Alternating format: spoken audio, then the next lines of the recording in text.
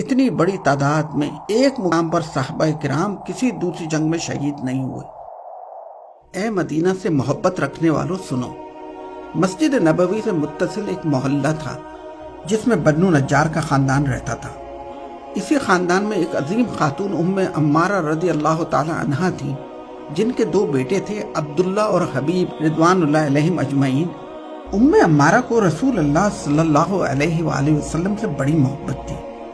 تاریخ میں آپ خاتون احد کے نام سے مشہور ہیں۔ رسول اللہ صلی اللہ علیہ وسلم نے فرمایا کہ غزوہ احد کے دن میں دائیں بائیں جس طرف نظر ڈالتا ام عمارہ ہی لڑتی نظر آتی تھی۔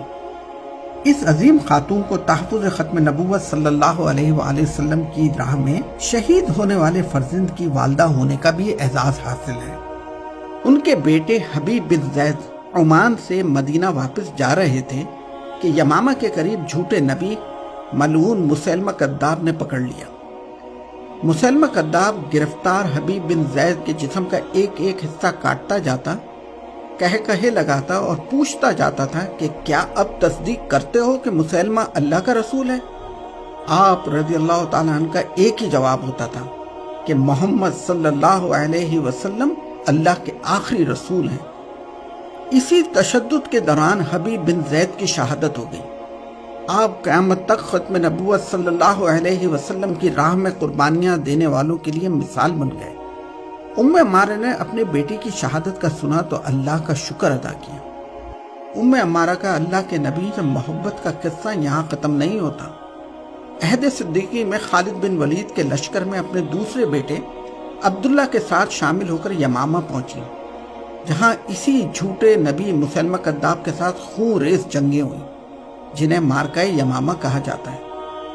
ان جنگوں میں 1200 صحابہ رضوان اللہ علیہم اجمعین نے تحفظ ختم نبوت کی راہ میں جام شہادت نوش کیا۔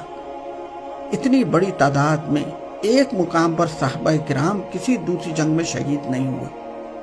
سعودی عرب کے دارالخلافہ ریاض سے 40 کلومیٹر کے فاصلے پر الجبیلہ میں ایک قبرستان ہے، جہاں ختم نبوت صلی اللہ علیہ وسلم کے تحفظ کے لیے شہید ہونے والے یہ جاں نثار دفن ہیں۔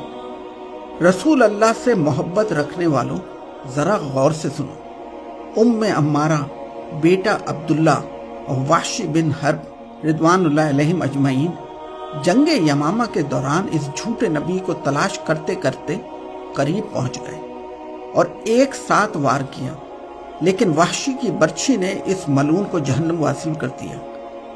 ام عمارہ اس جھوٹے نبی کی موت پر سجدہ شکر بجا لائیں۔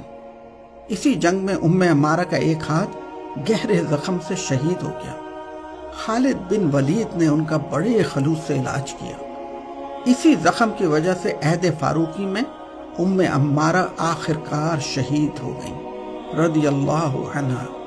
اے مدینہ جانے والے مسافروں، عہد کرو کہ تم رسول اللہ صلی اللہ علیہ وآلہ وسلم کو آخری نبی مانو گے اور دنیا سے منواؤ گے۔ اپنے بچوں کو بتاؤ گے کہ محمد صلی اللہ علیہ وسلم اللہ کے آخری نبی ہیں اور اب کوئی نبی نہیں آئے گا۔ اللہ